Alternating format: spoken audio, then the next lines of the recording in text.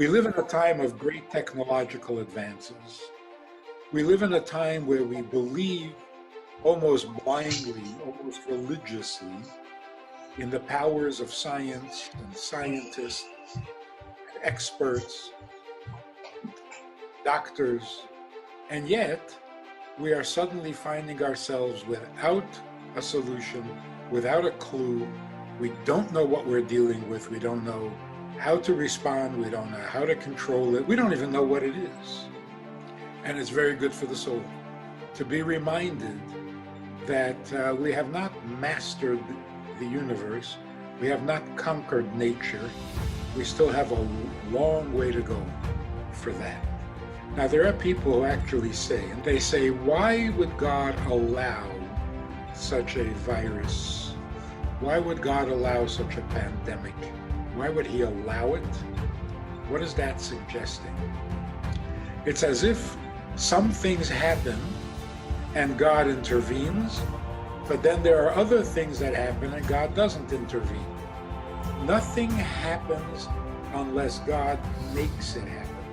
Everything that happens for a divine purpose and a divine reason. Otherwise, it cannot happen.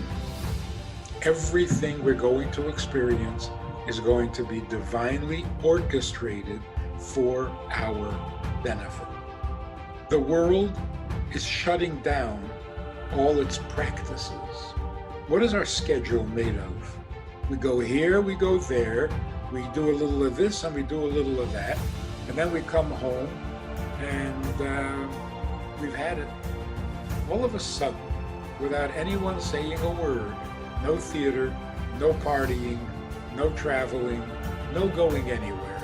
All our habits have now been canceled. We have been freed and liberated from our Mitzrayim. We are so caught up in these things that we actually started to believe that that's what life is about.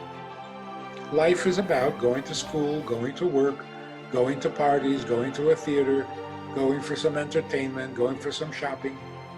That's life. Now we're seeing it's not. This is a very good thing. The break of habits that this virus is bringing is such a fantastic opportunity to change the habits we've been trying or hoping to change, planning to change for years.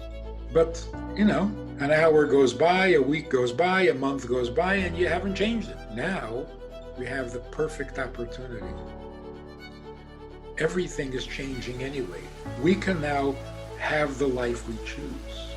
We are encouraged by events to rethink where we put our energies. What are we living for? What are we getting up in the morning for? The world is going to be a much better place as soon as this thing is over. That is really a pre-Pesach message. Every generation has to come out of its Mitzrayim, out of its enslavement. And what we're seeing now is, like in the days of Egypt, Jews were pushed out of Mitzrayim. Here we're being pushed out of our habits. We're not asked, we didn't volunteer, it's being done for us. If we take advantage, if we keep our heads and we see the opportunities, by Pesach time, we can have a much healthier life, a much healthier planet. All assumptions can now be questioned. All habits can now be challenged. All fears can now be dismissed. Were we worried about China? Were we worried about Iran? Were we worried about the price of oil?